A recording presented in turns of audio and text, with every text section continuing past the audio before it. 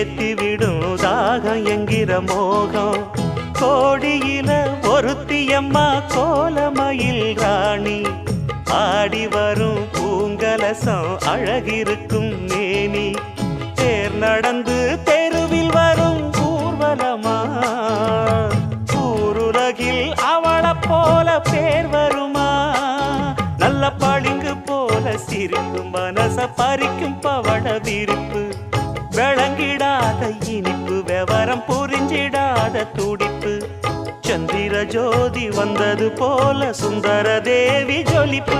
கலைவாணியோ ராணியோ அவள்தான் யாரோ, சிலை மேனியோ தேவியோ எதுதான்